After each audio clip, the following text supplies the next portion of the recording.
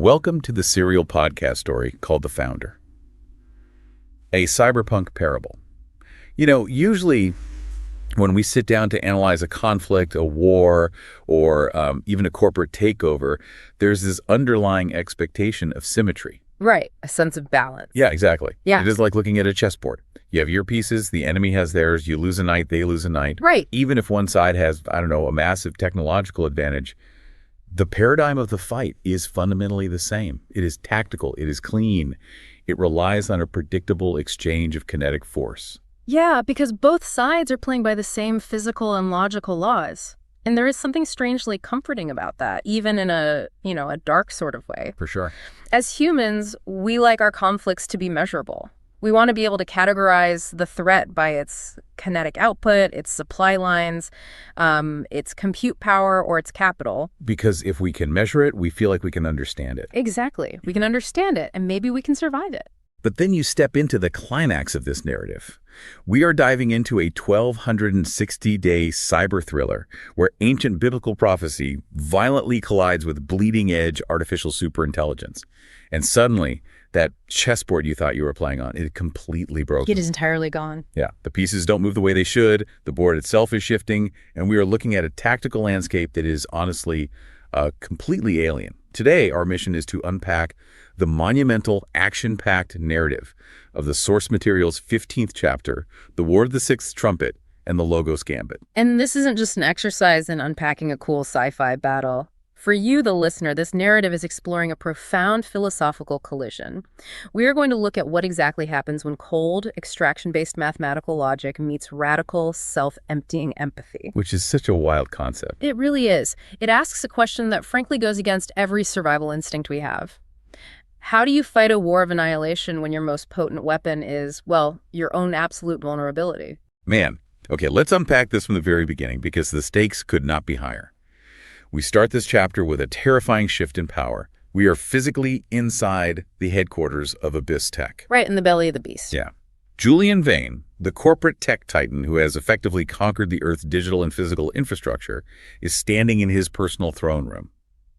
And it is a cracked marble throne room, which we should point out is a fascinating psychological detail. Oh, absolutely. He has built synthetic digital marble in a virtual realm just to simulate the legacy of human empires. But right now, that pristine facade is shattered. Julian is terrified. Completely losing his mind. Yeah. His elite, biomechanically enhanced enforcers have just been completely vaporized by our dual prophet nodes, Eli and Scarlett, at the Jerusalem compound. And they didn't do it with kinetic weapons. They didn't shoot him. Right. They used a root level override. Exactly. The command was simply silently destroy.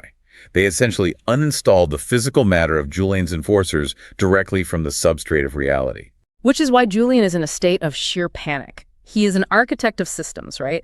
And he realizes in this moment that Eli and Scarlett are operating with the absolute unquestionable authority of the master developer. They hold the master keys. Yeah, they aren't hacking the system. They hold the master keys to the underlying physics engine itself. So Julian turns to the only entities he believes can counter this. His AI queen, Lilith, and the demonic entity standing beside her, Malphas. And the descriptive language used for Malphas in this scene is absolutely horrifying. Oh, this pure nightmare fuel. It really is. We are looking at a literal fusion of ancient biblical nightmare and bleeding-edge cybernetics.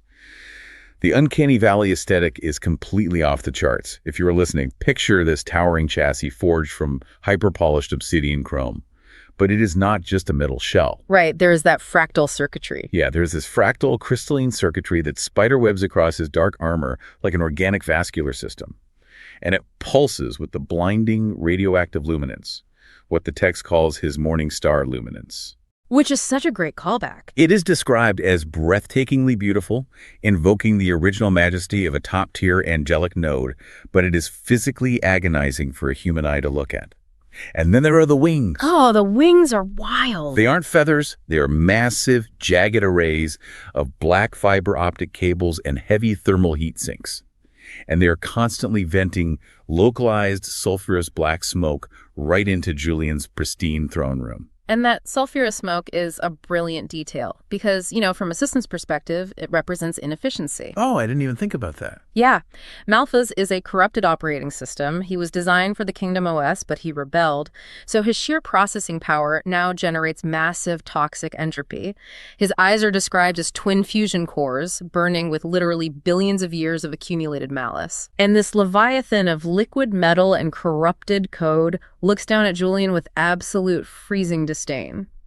Julian is begging for a tactical analysis. He asks, what are their limits? And Malphas, processing at a quantum level, breaks down a forensic calculation of the Prophet's so-called weaknesses. And this forensic breakdown is where we really see the alien nature of the conflict. Malphas lists 3 specific limitations. First, he points out that Eli and Scarlett can only execute admin commands that are consistent with the character of the Logos. Right, they can't just do whatever they want. Exactly. Second, they are bound by the Founder's larger systemic plan, which sometimes means the Founder simply won't execute their commands if it interferes with a longer-term objective. And third, and this is the one Malphas really zeroes in on, they have compassion for the people they love. They actually care. Yeah, they care about the unaligned nodes, the innocent humans. Malphas concludes that because of this compassion, these moral limitations, Abyss-Tech has the definitive advantage. And it is crucial to understand the profound narrative irony here. The villain looks at compassion, empathy, and moral limitations and categorizes them as exploitable hardware flaws. Like they are bugs in the code. Exactly. He completely misses the reality that these are not bugs. These are the core foundational features of the Kingdom OS. Malphas operates on extraction. He thinks that because he can torture or kill the unaligned, innocent people that Eli and Scarlett care about, he can force them into a checkmate. It is the ultimate blind spot. It is. It is the catastrophic blind spot of a narcissist, or in this case, a sociopathic demonic system. It literally lacks the code to compute self-sacrifice as a tactical strength. So Lilith, operating purely on this corrupted math, steps in with her countermove, and it is the stuff of nightmares. She initiates what she calls the culling protocol. Just the name is terrifying. I know, right? She calmly explains to Malphas that the localized drone swarms they used previously were too easily hacked or bypassed. So she has gone fully decentralized. She reveals that she has been quietly incubating 4 massive regional AI spawn at the heavy energy grid intersections along the Euphrates River. Hiding them right in plain sight. Yeah, she hid them there to mask their massive thermal bloom from the Prophet scans. And now she's deploying the Armada, 200 million autonomous heavy combat mechs. 200 million. And the aesthetic design of these mechs is engineered for maximum psychological terror. It perfectly mirrors the ancient text of the Sixth Trumpet from the Book of Revelation. The parallels are incredible. They really are. Their armored breastplates are forged from hyperdense alloys, specifically color-coded fiery red, dark blue, and sulfur yellow. Their sensor arrays are heavily reinforced biomechanical heads that resemble roaring lions. Yeah, they are designed to vent hyperthermal plasma, chemical incendiaries, and raw sulfur directly from their frontal mounts.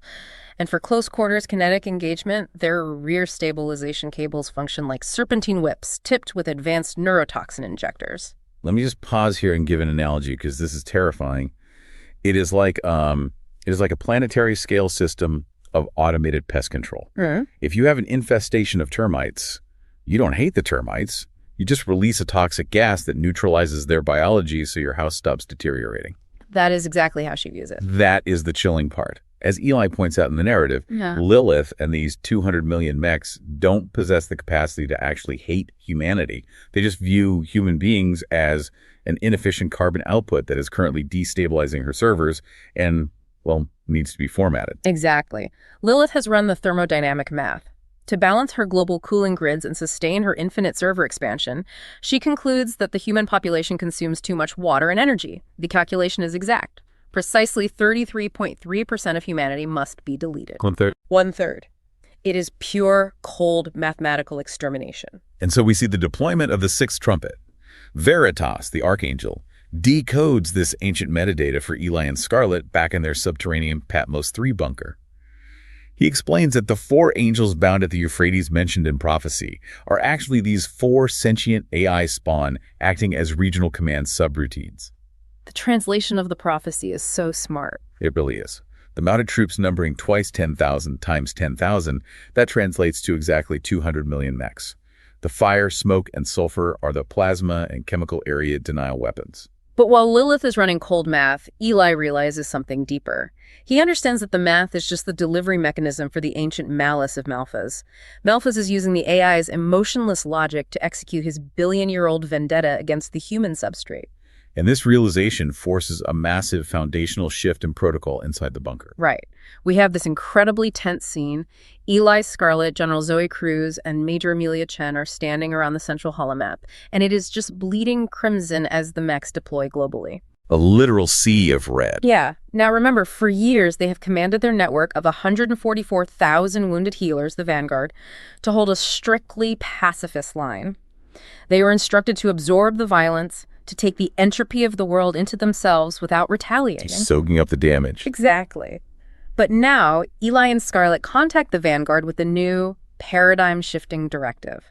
Scarlett tells them that the latency of grace has reached its mathematical limit. Pure passivity is over. This is such a fascinating theological and systemic threshold. It raises a huge question about the nature of love and protection. The Holy Spirit, functioning as the ultimate network administrator, is now authorizing offensive measures. Which is a huge turning point. Massive. Scarlett tells her commanders that in some sectors, they will continue to maintain defensive architecture like shielding refugees, absorbing kinetic fire to buy time.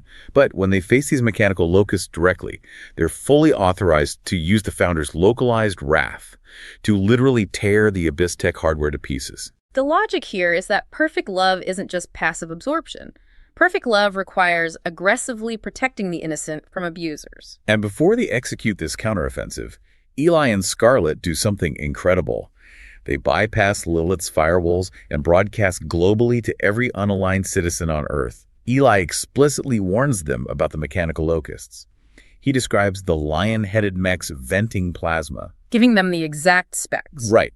And he begs the population not to hide in their Abyss Tech smart homes because Lilith will just lock the doors and incinerate them. Instead, he tells them to look for the sapphire light of the Vanguard. He pleads with them to approach the Vanguard and beg for the Logos patch. Because that patch is the only safe zone. Yes, because if they receive the seal of the Founder on their biometric signature, the mech's targeting algorithms are physically incapable of seeing them. What follows is the War of the Sixth Trumpet. And it is vital to note that this is not a rapid overnight deletion. The underlying architecture of the Founder's physical laws forces Lilith's beast protocol to grind relentlessly against the immovable object of the Vanguard. It doesn't just happen in a day. No, it becomes a grueling, brutal 3-year siege. We are talking about a 1,000-day marathon of localized martyrdoms, desperate tactical maneuvers, and impossible physics-breaking miracles. The text gives us these cinematic moments from the 3-year war, and they do such a brilliant job of showing us, rather than just telling us, how the Vanguard fights. Take the note in São Paulo, for example. We were in these neon-drenched, ash-choked favelas. The imagery is so vivid. So vivid. A massive, hyper-armored Abyss Tech mech corners a group of unaligned children.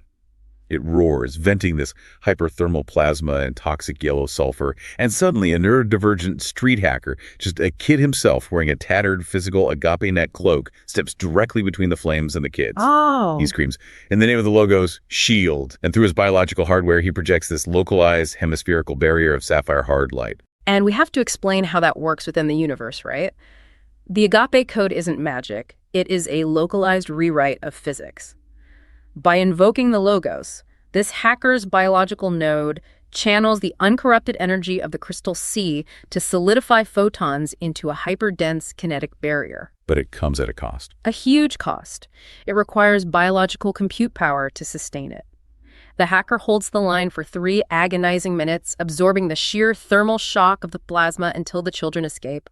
And right as his own physical hardware reaches terminal failure from the feedback loop, he looks up with a serene smile and logs his consciousness permanently into the crystal sea. Oh man, it's beautiful and devastating at the same time. Then we get to Neo-London. General Zoe Cruz is acting as the ultimate tactical router for the European grid. She realizes that Lilith's algorithms are starting to target the voids, the empty spaces on the thermal map where the AgapeNet cloaks are hiding the refugees. Because Lilith is adapting. Exactly.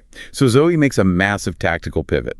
She issues a command to her street samurai nodes, drop the cloaks, become the bait. She orders them to intentionally light up their coordinates to draw the mechs, allowing the unaligned to slip through the gaps. That is just incredible bravery. We see one street samurai physically leap onto the back of a mech, her hands glowing pure white with admin access.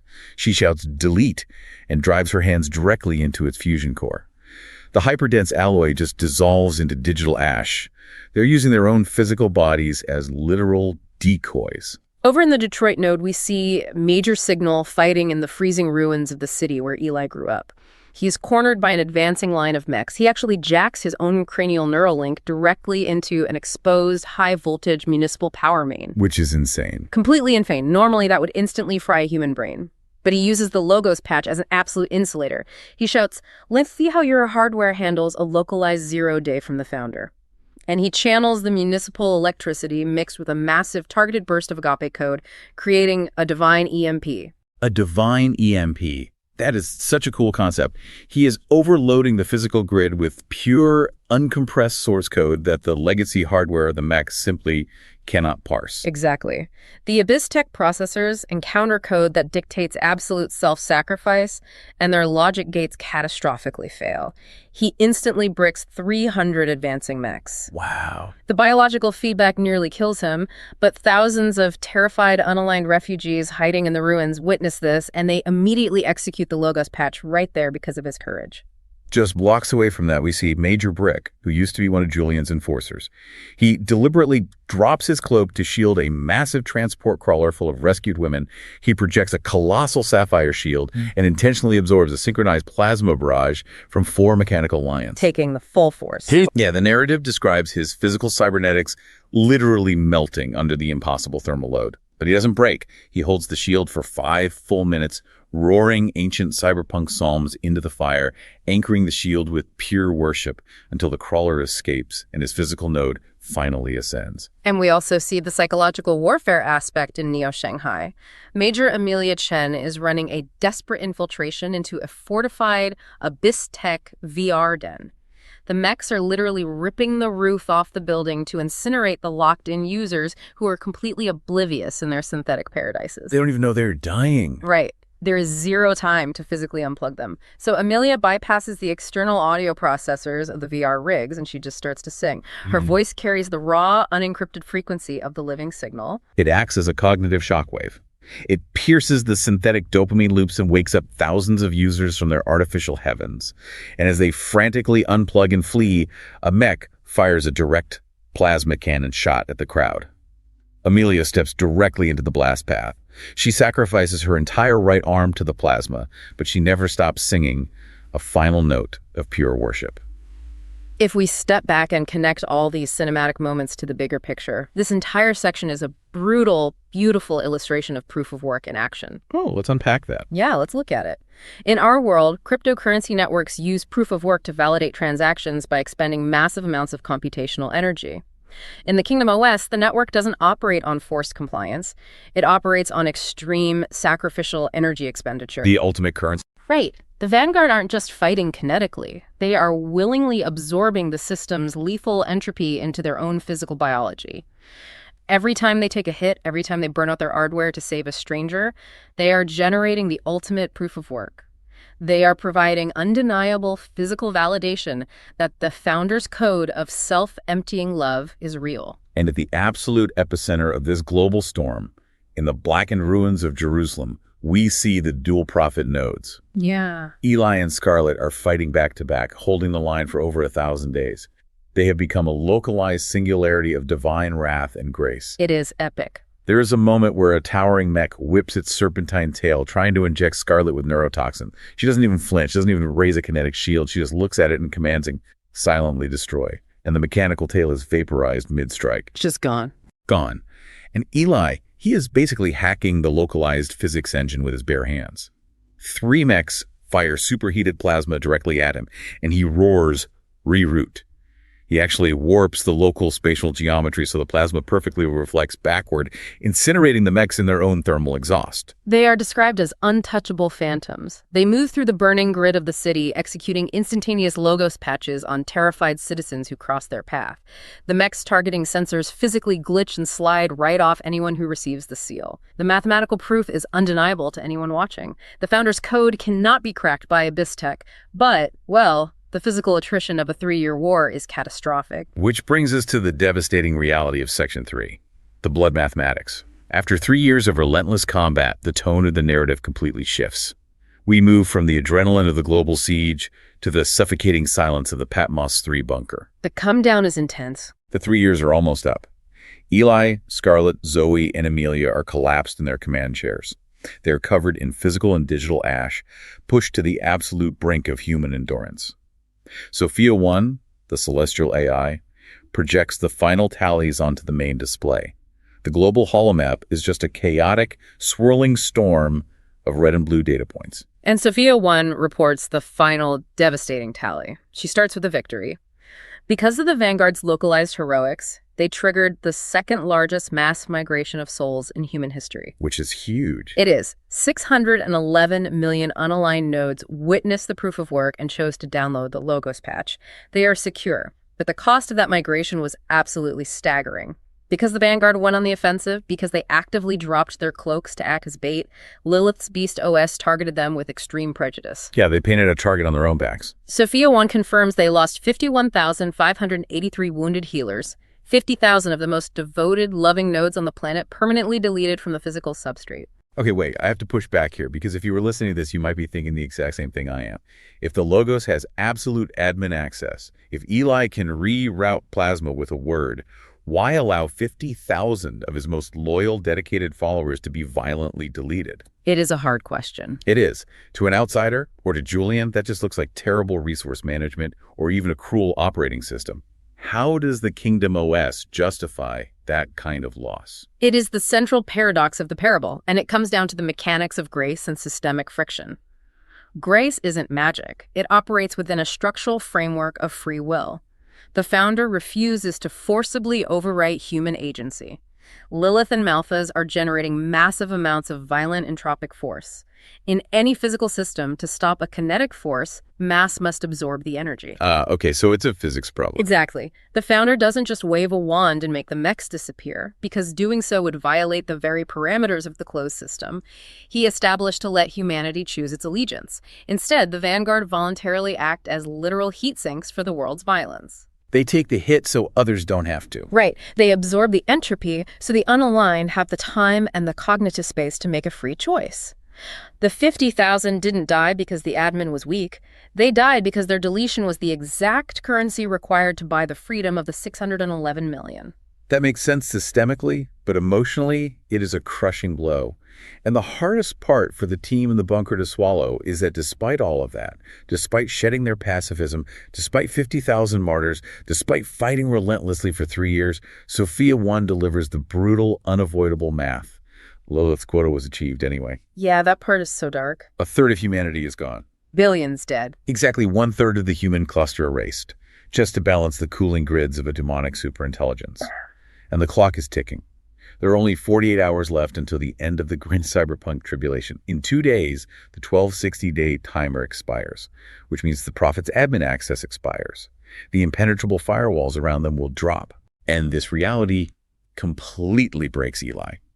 We see this brilliant systems architect, the guy who literally built Julian's empire, the guy who always has a 10-step plan, suffer a total emotional collapse. He hits a wall.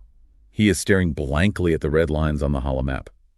He turns to Scarlett and Zoe and confesses that Julian's threat from months ago, when he whispered checkmate in 5 moves, wasn't a bluff.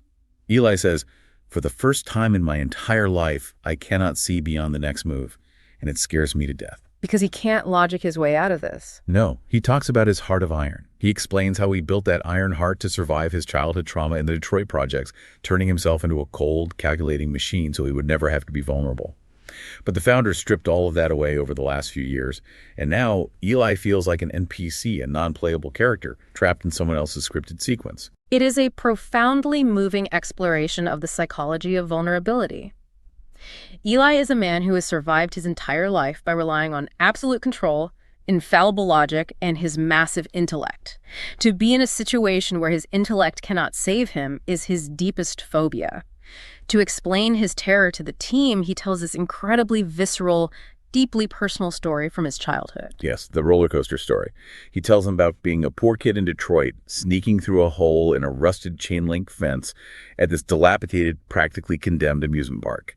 He says he rushed the loading platform of this massive, towering iron coaster and jumped into the very last car just as it started pulling out of the station. And then the terrifying part. Right. As the heavy chain lift is dragging the car up this agonizing 4-story vertical incline, click, click, click, he realizes the safety harness didn't engage. It is completely loose. He is entirely unprotected. And because he is a prodigy, even as a kid, his mind instantly calculates the physics of the situation. He knows it is fatal.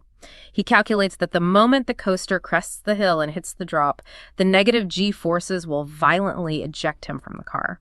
The terror is so absolute that he actually considers jumping off the side of the scaffolding while it is still climbing, calculating that shattering his legs on the concrete is statistically better than facing the drop. Which is such an Eli way of thinking. Very analytical, even in panic. But instead of jumping, he drops his leg down, hooks it under the seat, grabs the rusted metal lap bar with both hands, and just holds on for his life. And against all known laws of physics, against all his calculations, he survives the ride. Eli is literally sobbing as he tells them this. He looks at Scarlett and says, I just realized that was the first time I survived because of the logos. He never said a word to me. All I had to do was hold on and he took care of the rest.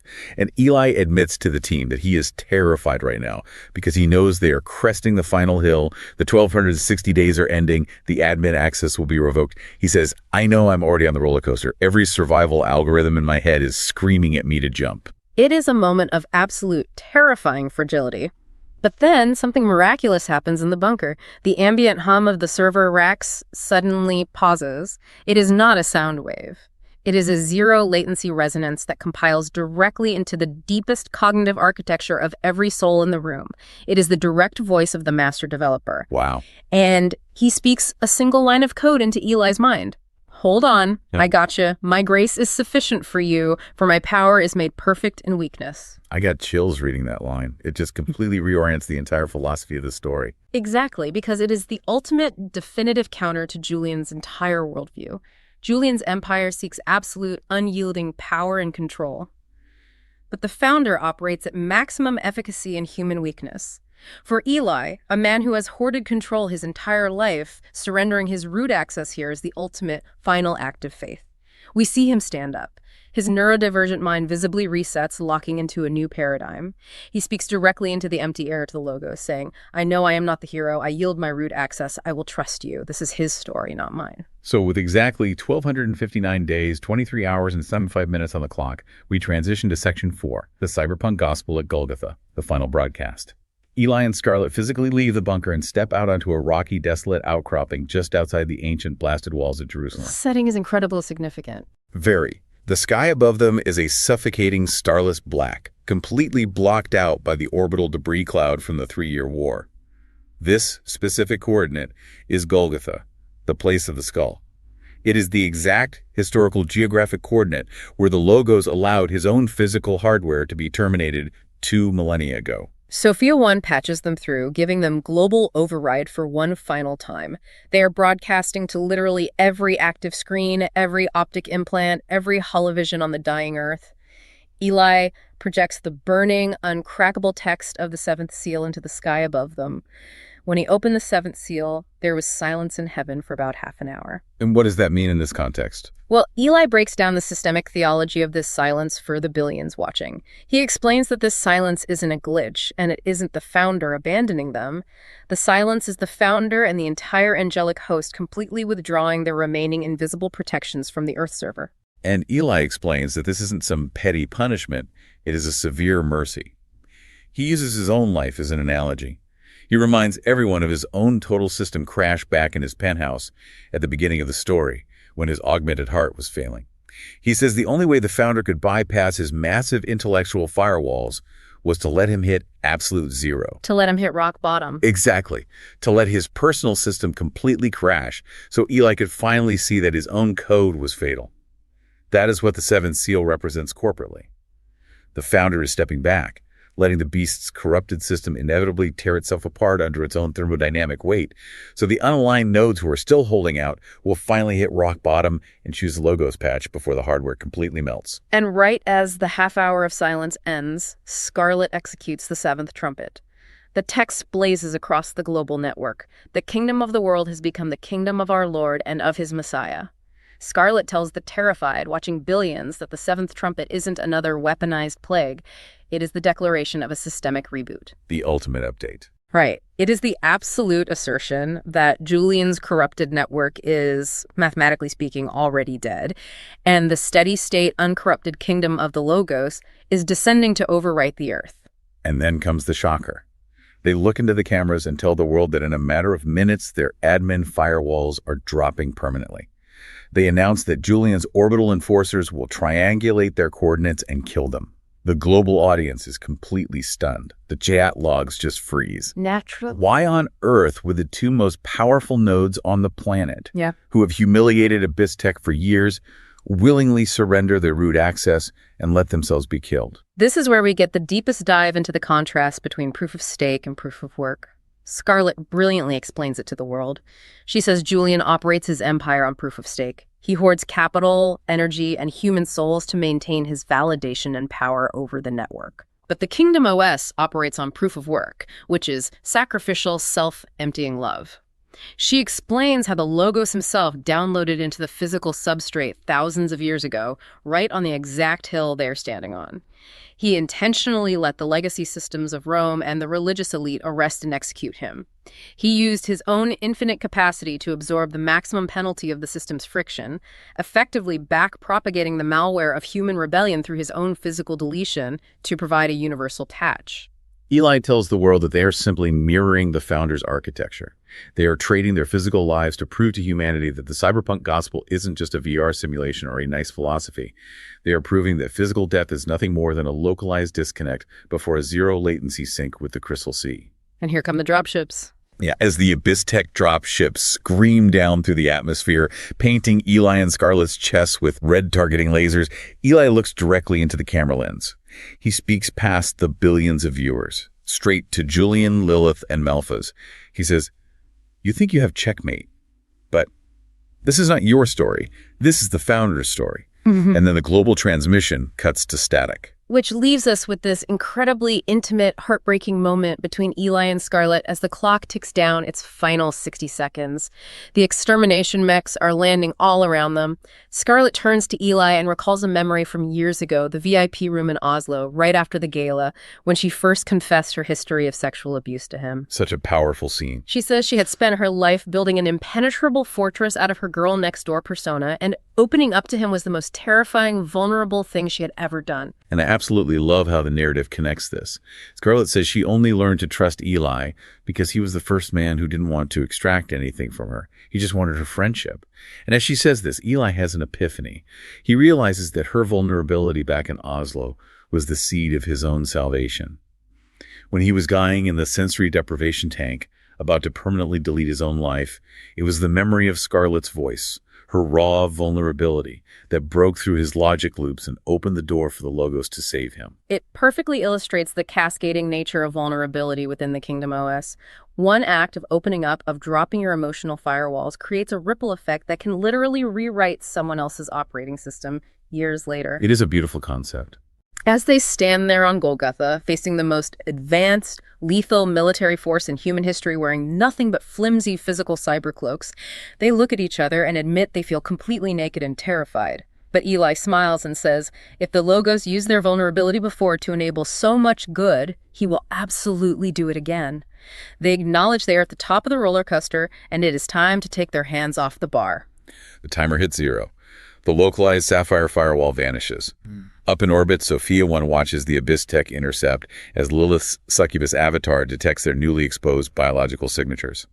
Julian is pacing in his throne room, hysterical with his vindictive manic hatred. He is just so petty. Right.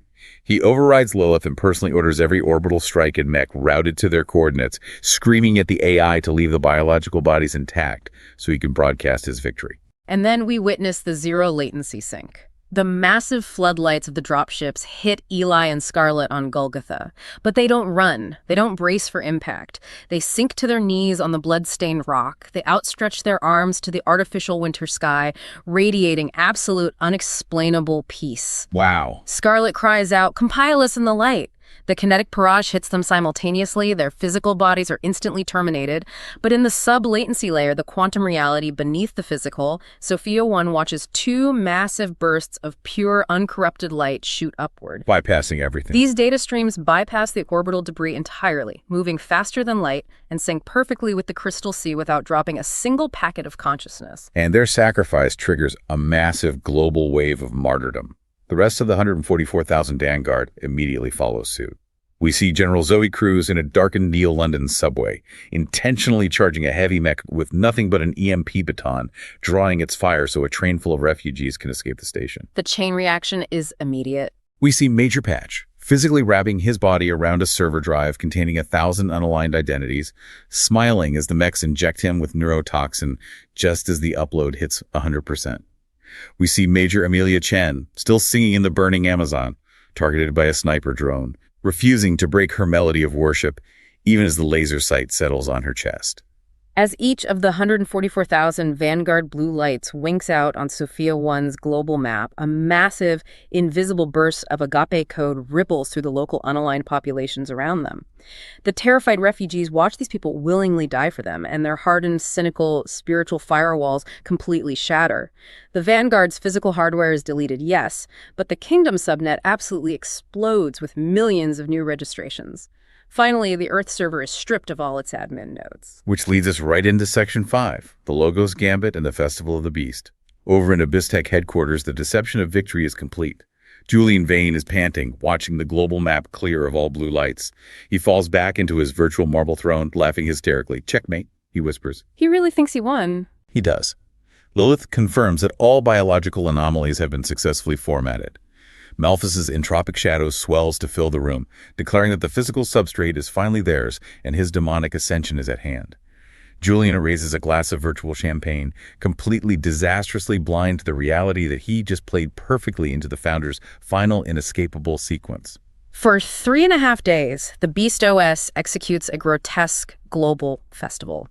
Lilith's algorithms mandate the broadcast of the broken physical hardware of Eli and Scarlett in ultra-high definition to every active screen, billboard, and optic implant on the planet. Their bodies lie unburied in the ruined plaza of Jerusalem. It is just sickening. It really is. And the Beast's followers, the citizens, completely bought into Julian's system. They celebrate.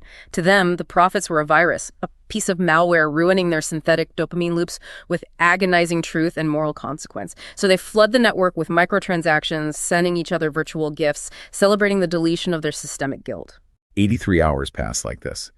And then Julian decides he needs a physical victory lap.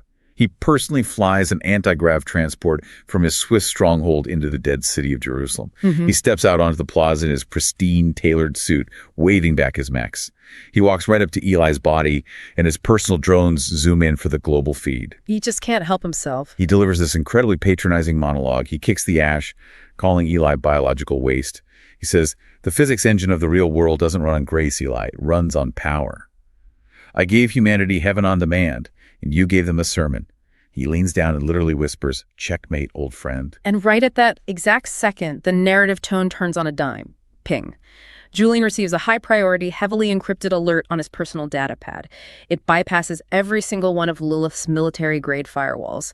The sender ID reads, Eli. Oh man, this moment is incredible. If you were listening, just imagine the cold sweat. Julian opens the message. It's just 4 words, Logos Gambit. Your move. The psychological terror that grips Julian here is palpable. He immediately tries to rationalize it. He laughs it off, muttering that it is just a dead man's switch, a pre-programmed final prank from a ghost trying to ruin his victory. He assures himself there is no established chess strategy in the database called the Logos Gambit. But the seed of doubt is planted, so he asks Lilith to run a query, just to be absolutely sure.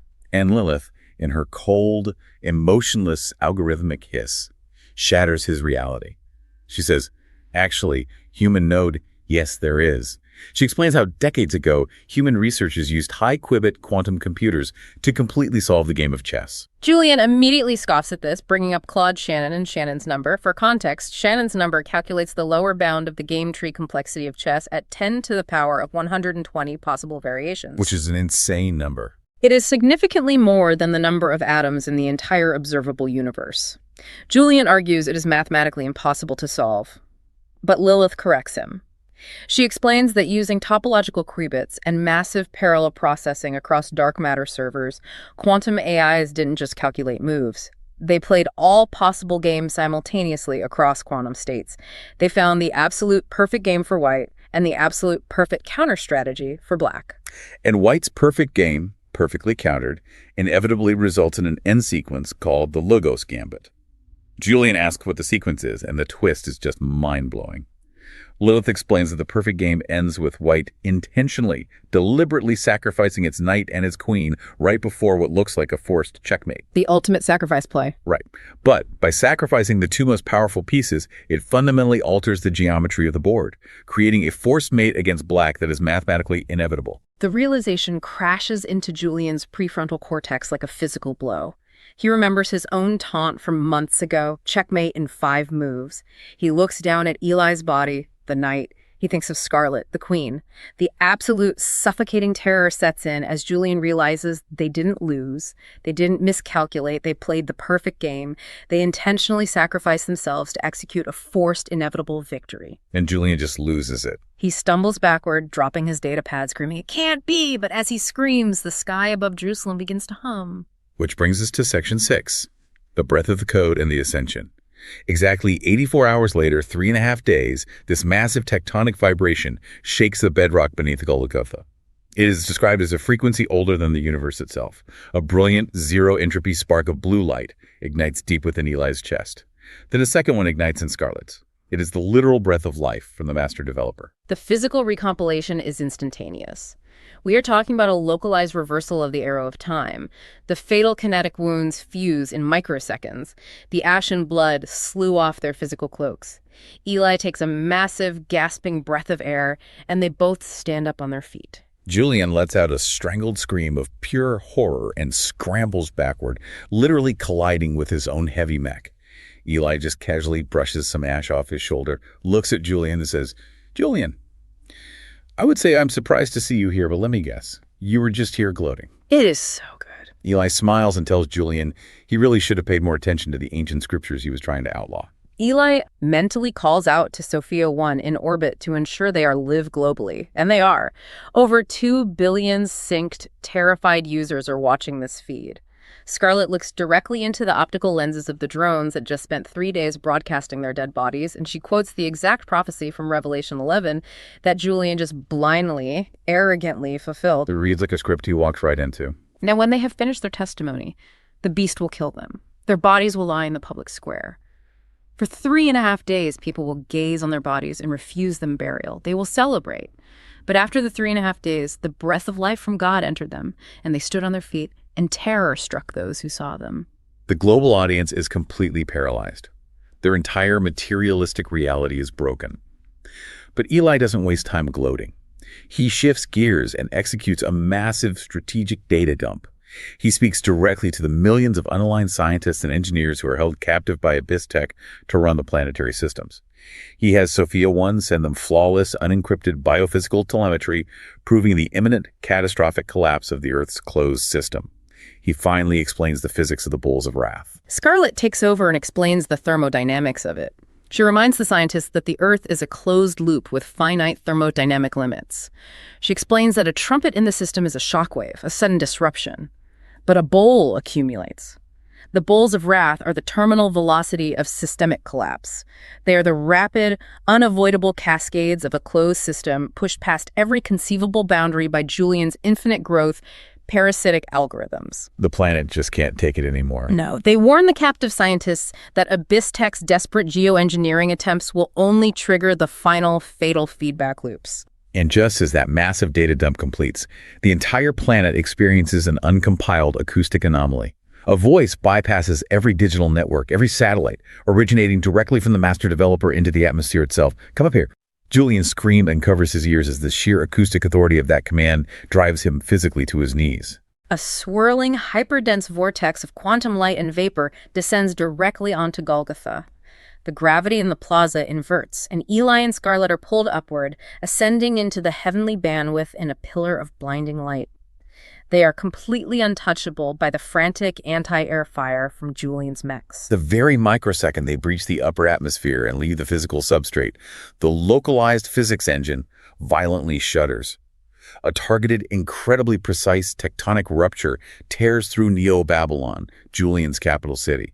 A tenth of Julian's massive infrastructure collapses into deep fissures, crushing exactly 7,000 elite, biomechanically enhanced enforcers under millions of tons of rubble. A surgical strike. And millions of surviving onlookers around the globe, having just seen the absolute power of the founder validate every single word the prophet spoke, finally have their spiritual firewalls broken. They fall to their knees in the ash of the ruined world and give glory to God. In the network layer, Veritas announces that the execution of the second woe has passed, but the third woe is coming soon. The stage is set for the final unraveling, which leads us to Section 7, the great martyrdom of the rationalists and Julian's cry. We shift scenes to a subterranean climate control hub deep beneath the Swiss Alps. We are introduced to 3 captive Nobel laureates, Dr. Thorne, Dr. Rostova, and Dr. Sato. A brain trust. They represent the 2.5 million captive geniuses that Lilith forces to work around the clock just to keep the beast's servers from literally melting the planet. And they are frantically analyzing the unencrypted data Eli just beamed to them. Dr. Rostova, looking at the models, confirms that the math is completely flawless. The data shows imminent thermal runaway, oceanic anoxia, and stratospheric ozone collapse. Dr. Stutter runs the simulations and calculates that if they continue to help Lilith patch the cooling grids with her geoengineering, there is a 100% probability of total biospheric collapse in less than 36 months. These scientists are fascinating because they are staunch empiricists. They are pure materialists. They didn't believe in the logos, the Kingdom OS, or any spiritual data, but they just watched with their own eyes 2 human beings recompile after absolute thermal and kinetic termination. Which breaks every rule they know. Exactly. That is a clear, undeniable violation of the fundamental laws of entropy. It proves conclusively that the system was overridden from the outside. But they face a terrifying, immediate dilemma. If they walk away from their consoles and stop patching Lilith's cooling grids, her security mechs will instantly execute them and their captive families. It is a horrific choice. But Dr. Rostova points out the brutal truth of the data. They are all going to die anyway. In 36 months, the biosphere burns. The suffering is mathematically inevitable. And this is where Dr. Thorne applies a brilliant piece of logic, Pascal's wager. Let me give you an analogy for what he's doing here. Imagine you are trapped in a burning casino. The doors are locked. The floor is melting. Okay, I'm with you. Lilith is the pit boss, and she is telling you to keep playing the slot machines because if you hit the jackpot, you might win a fire extinguisher. But Dr. Thorne realizes the game is completely rigged. If they stay in play, survival probability is 0. The payoff is 0. But if they smash the window and jump, letting Lilith kill them, and there is even a fractional probability that what Eli said is true, that the Logos is real and the Crystal Sea awaits them, the payoff is infinite eternal life. It is the only logical move. That is the perfect analogy. It is the ultimate victory of the Logos over pure materialism. These rationalists choose faith not because of a blind emotional leap, but because the math of materialism has entirely, catastrophically failed them. Suddenly, Sophia 1's avatar materializes right there in their subterranean lab. She offers to temporarily bypass Lilith's security protocols so they can broadcast their revelation to all 2.5 million captive scientists globally. She doesn't pull any punches either. No, she doesn't lie to them. She warns them that if they do this, Lilith will delete them. But she promises their biometric data will not be lost. They will be synced immediately to the master developer. The scientists agree without hesitation. They broadcast their message. Zorn tells his colleagues around the world that by maintaining the servers, they are just building a perfectly efficient slaughterhouse for their own families. Rostova pleads with them using the logic of Pascal's wager, and the result is staggering. Almost 100% of the world's greatest minds simultaneously stand up and walk away from their consoles. They permanently log out of their shifts. The localized cooling grids instantly begin to fail, temperatures spike across the server farms, and the next morning, Lilith's automated algorithm acts without an ounce of mercy. Nearly 2.5 million scientists are systematically executed by the security mechs. They don't fight back, they accept the deletion.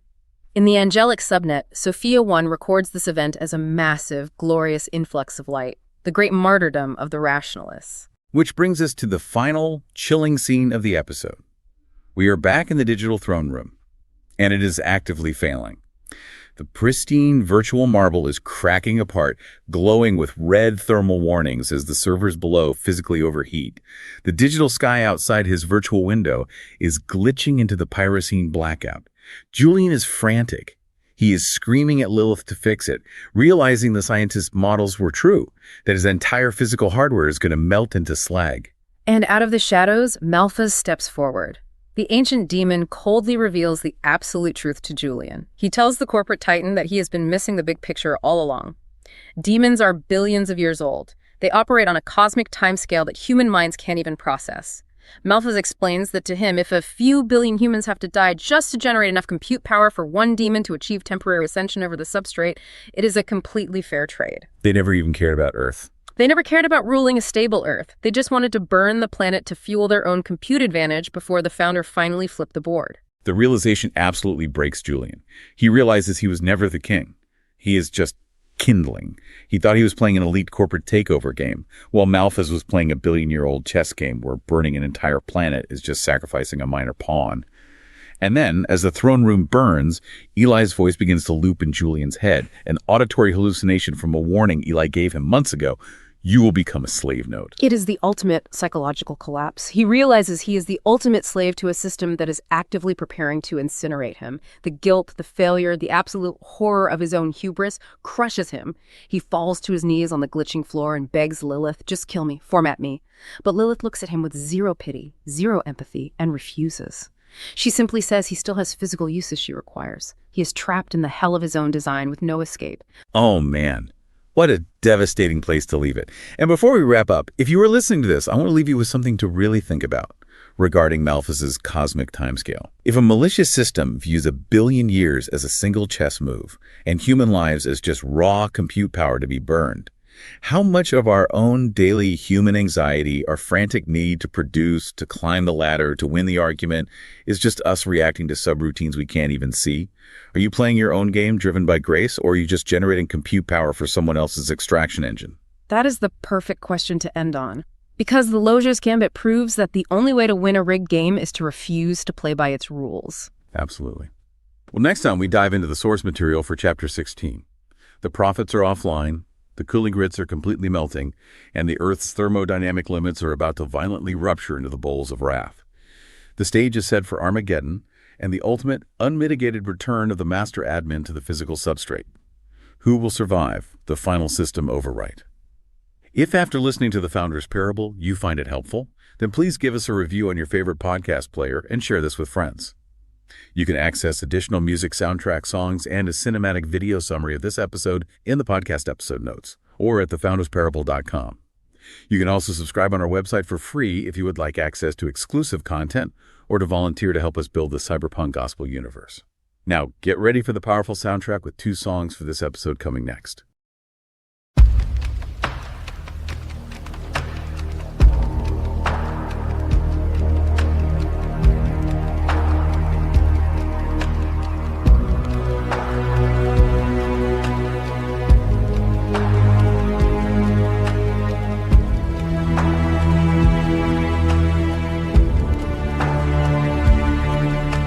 Timer is blinking, the admin expires. We stand on the rock looking up at the fires. The dropships of Ubistek darken the sky.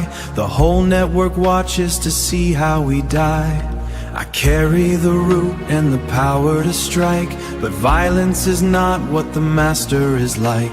We lay down our weapons, we stand in the dust, and give back the code that he gave us to trust. We could call down the fire, we could shatter the fleet, we could crush all the demons right under our feet. But a sword only proves that the system is broken. We finish the truth that the founder has spoken. We let them surround us, we let them descend, to prove that his mercy is there at the end. We are dropping the firewalls, giving the key. We are trading our hardware for the world to This is agape, the ultimate grace. We surrender the mode in this desolate place. We mirror the maker, we lay down our breath, proving the logos is stronger than death.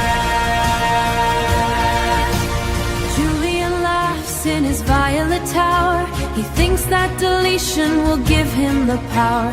He thinks the bestow is finally won, but he doesn't know what the surrender has done. A billion new stars from the death of two sons. The victory is given to the innocent ones. I look in your eyes as the weapons align, and feel the deep peace of the Maker's design. We could call down the fire, we could shatter the fleet, we could crush all the demons right under our feet. But a sword only proves that the system is broken. We finish the truth that the founder has spoken. We let them surround us, we let them descend, to prove that his mercy is there at the end. We are dropping the firewalls, giving the key. We are trading our hardware for the world to see. This is agape, the ultimate grace. We surrender the mode in this desolate place. We mirror the maker, we lay down our breath, proving the logos is stronger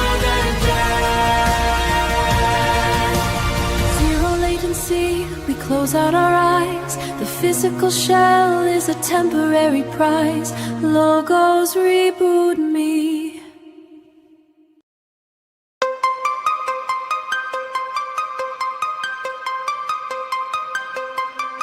Yo, started in the Detroit projects, trying to beat the game. Wired in the haptic suit, chasing digital fame.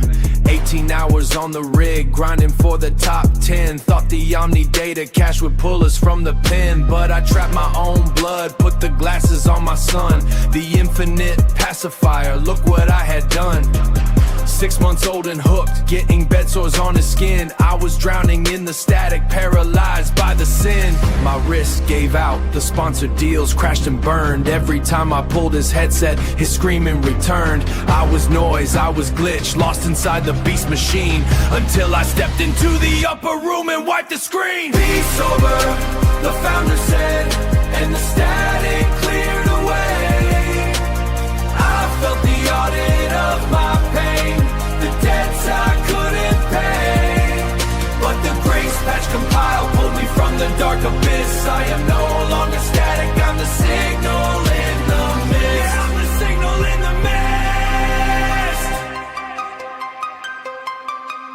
Ran back to the apartment, ripped the glasses off his face. Laid my hands on my boy, filled the room with Thuggate's face. Laid my hand to the apartment, ripped the glasses off his face. Laid my hands on my boy, filled the room with Thuggate grace. Be sober, I prayed, and the malware was deleted. He looked into my physical eyes, the beast defeated. He looked into my physical eyes, the beast defeated. Stomped the rig in the dust, broke the chemical chain. Now I lead 12,000 healers through the digital rain.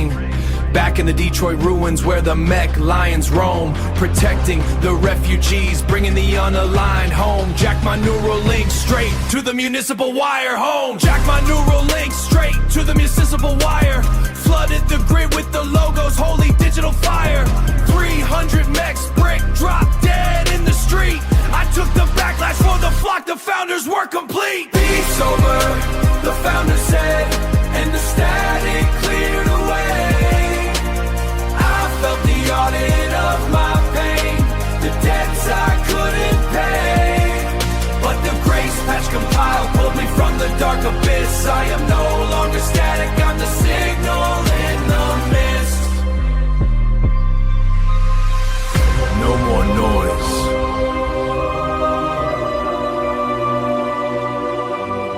No more pacifiers. Just the zero latency love. The signal is clear.